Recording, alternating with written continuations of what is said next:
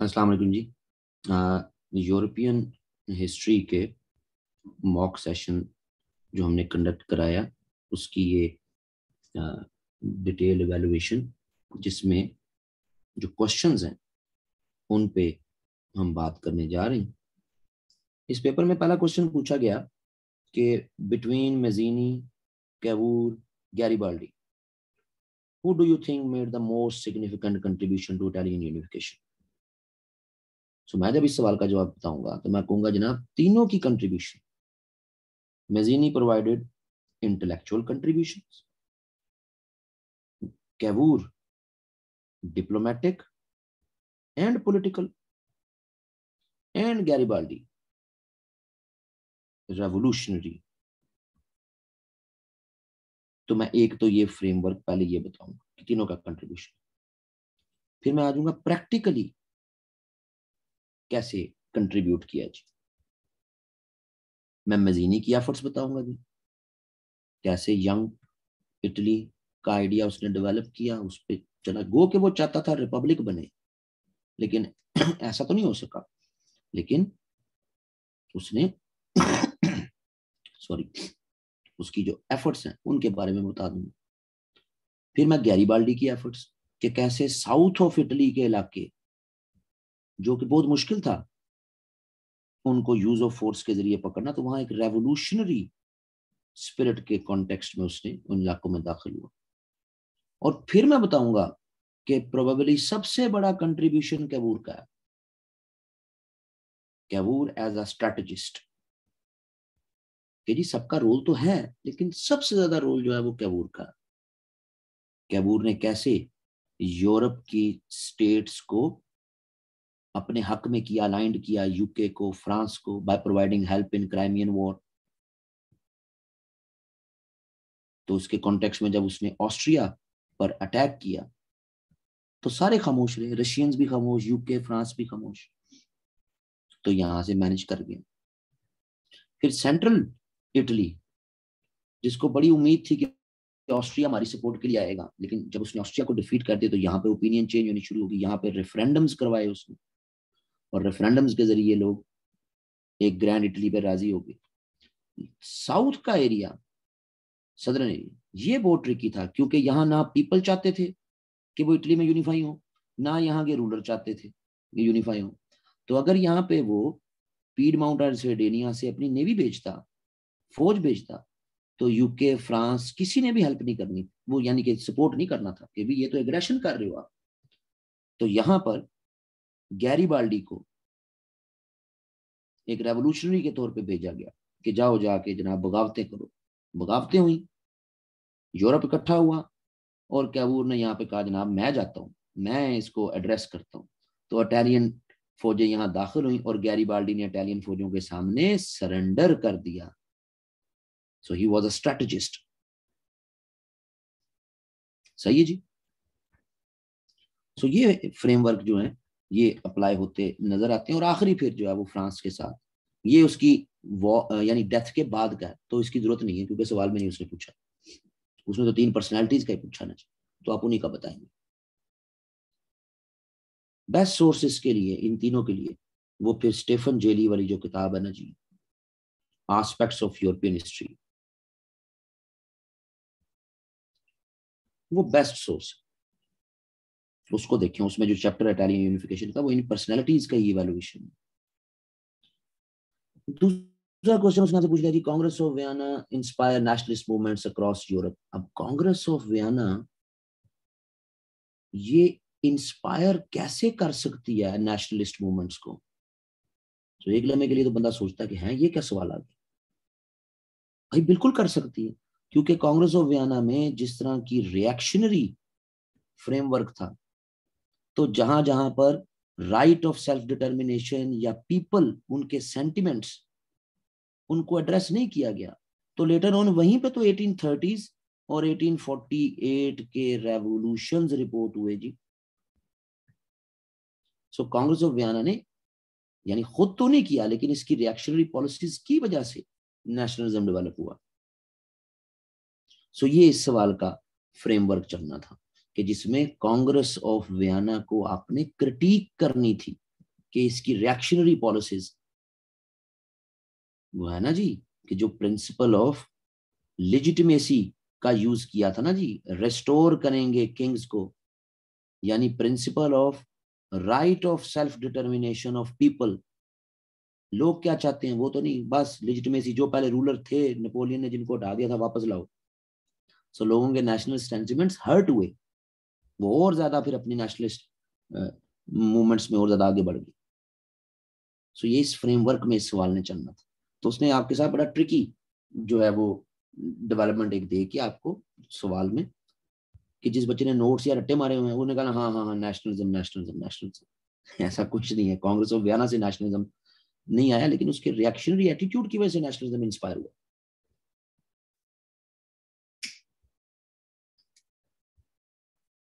ये इस फ्रेमवर्क में सवाल जाना था। फिर इसमें प्रिंसिपल ऑफ लेजिटिमेसी के साथ जो ज्योग्राफिकल बाउंड्रीज हैं यूरोप की, वो भी तो दोबारा रीड्रॉ हुई ना कांग्रेस ऑफ वियना में। उनमें भी पीपल या नेशंस को मद्देनजर नहीं रखा गया, एक मिक्स फ्रेमवर्क डेवलप करते जिसमें पीपल और नेशंस जो एक्सपेक्ट करते वो पूरा नहीं हुआ। फिर तीसरा सवाल उन्होंने पूछा जी, rational ideas and fear determine the course of French revolution.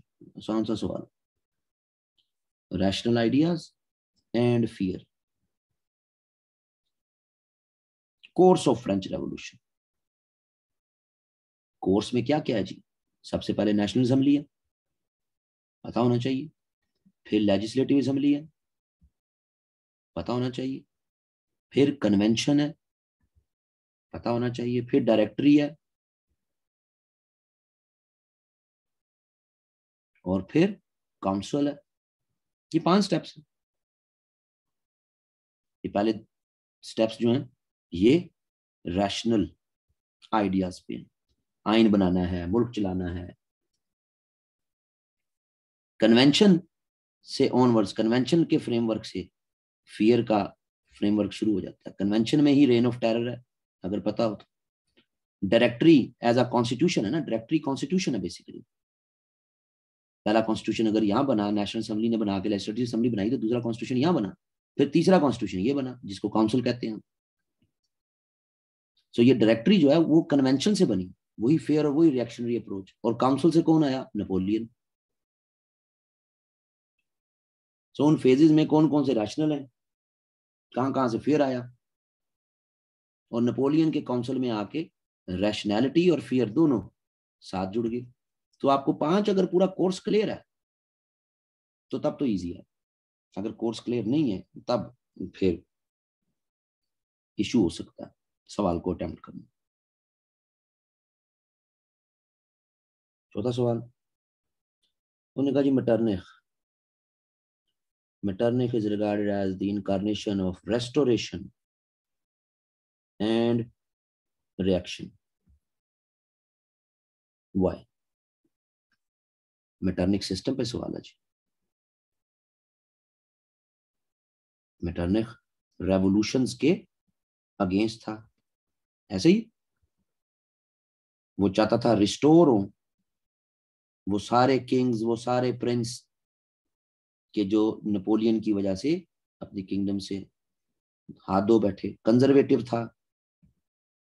अब ये सारी चीजें उसने किस तरह यूरोप में चलाई, और किस तरह ऑस्ट्रिया में चलाई, और किस तरह जर्मन कॉन्फेडरेशन में चलाई, क्योंकि German confederation under the leadership of Austria declare हो गई थी। यूरोप में के कॉन्टेक्स्ट में वो पार्शली स्लोली ग्रेजुअली फेल्ड हो गया।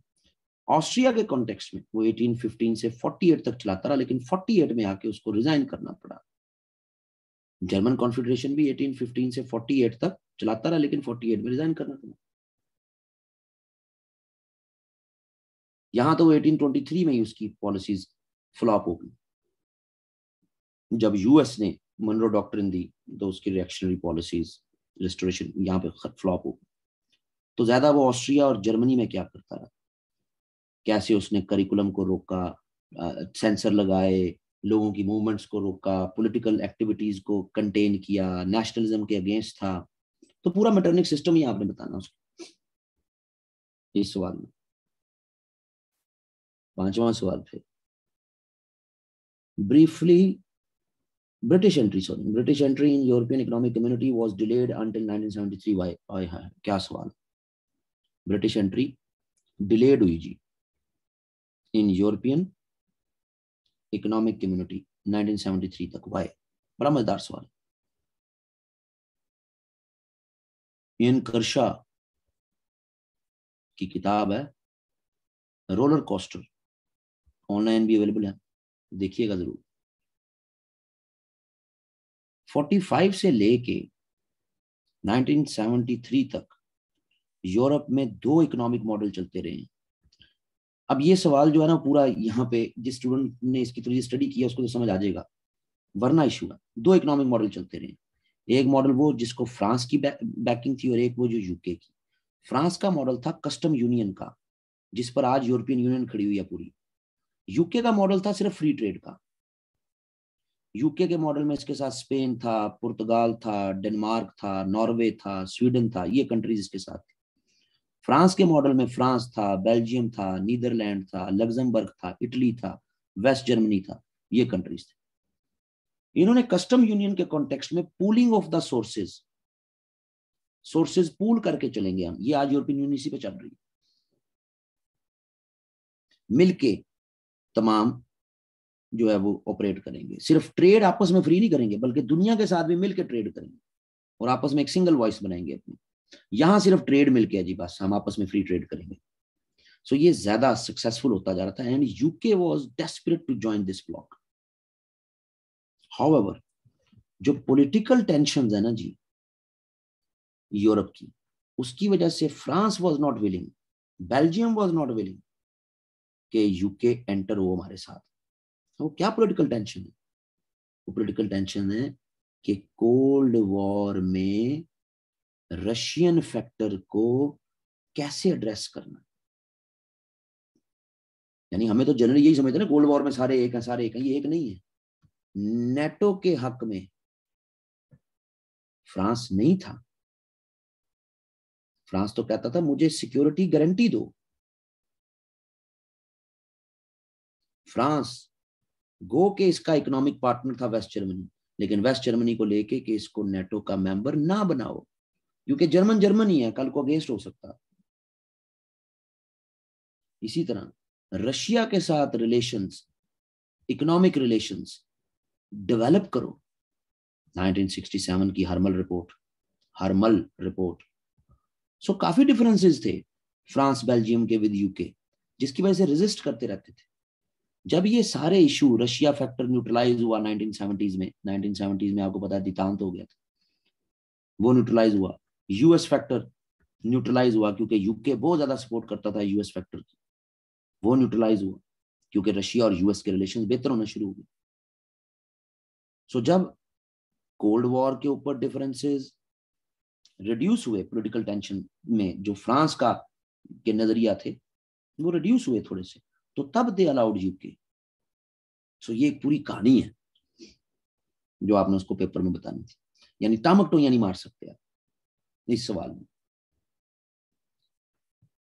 फिर उसके बाद उसने सवाल पूछा जी, how did the first world war generate conditions conducive to emergence of radical left and right wing. अच्छा जी, radical left and right wing ideologies after world war 1. आसान सवाल है जी. डिक्टेटरशिप्स कैसे आई जी यूरोप में? Radical left communism, right wing fascism. कैसे आए जी ये यूरोप में? रशिया में ये कैसे आए? इटली और जर्मनी में ये कैसे आए? सो आपने general causes in right wings और लेफ्ट विंग्स की बता देनी है, और फिर स्पेसिफिक रशिया में क्या हुआ, इटली में कैसे फाशिज्म आया, जर्मनी में कैसे फाशिज्म आया. ये फ्रेमवर्क चलना है इस सवाल, क्योंकि ये 3 ही बड़ी जो आप कह लें कि डिक्टेटरशिप. वैसे तो टर्की में भी आई, लेकिन टर्की फिर कट जाता है मेन स्ट्रीम आगे वर्ल्ड वॉर 1 के यूरोप के बाद से. टर्की का इन्फ्लुएंस यूरोपियन अफेयर्स में जरा कम हो जाता है. सही है जी. और नीचे तो यार शॉर्ट नोट्स हैं. ये जो शॉर्ट नोट्स हैं ये तो जुबानी सीधा सीधा इनको करना है. इनमें कोई याद रहिएगा, शॉर्ट नोट में नो एनालिसिस. अगर आप एनालिसिस देने चले जाएंगे तो आप शॉर्ट नोट आपने 300 250 से 300 वर्ड में बात खत्म करना है, उसका तो आपने ब्रीफ स्केच बताना है, बस दैट्स इट। किसी सूरत किसी शॉर्ट नोट के एनालिसिस में ना दुद्दा चले जाइएगा। अगर वो आपसे पूछ ले सपोज कि German question paved the way towards cold war, अब आपसे वो शॉर्ट नोट ही पूछ रहा है लेकिन ओपिनियन पूछ गया। अब सिर्फ अगर जर्मन क्वेश्चन पूछ रहा है तो उसको आपने सिर्फ जर्मन क्वेश्चन बताना कि ईस्ट जर्मनी और वेस्ट जर्मनी का future after immediately after cold war, जिस पर रशिया में और बाकी यूरोपियंस में डिवीजन थी, और यही डिवीजन इनको 1949 में दो अलग मुल्क बन गए, ईस्ट जर्मनी वेस्ट जर्मनी। सो आपने उसको सिर्फ बयान करना है शॉर्ट नोट में, ये जेब में रखिएगा। शॉर्ट नोट में अपने एनालिसिस ओपिनियन देने का टाइम को नहीं, वो आपके एनालिसिस ओपिनियन पहले सवालों में चेक कर गया। सो ये था जी मेरे एंड पे यूरोपियन हिस्ट्री के पेपर के मुतालिक इवैल्यूएशन। अगर आपको इन्हीं क्वेश्चंस को बेहतर देखना है तो सोर्सेज मैंने आपको बता दिए, साथ इयन कर्शा वाला भी और स्टेफन जेली वाला भी, दो बड़े ऑथेंटिक सोर्सेज जिनमें से बाकी टॉपिक्स भी आपके निकल जाते हैं। Thank you.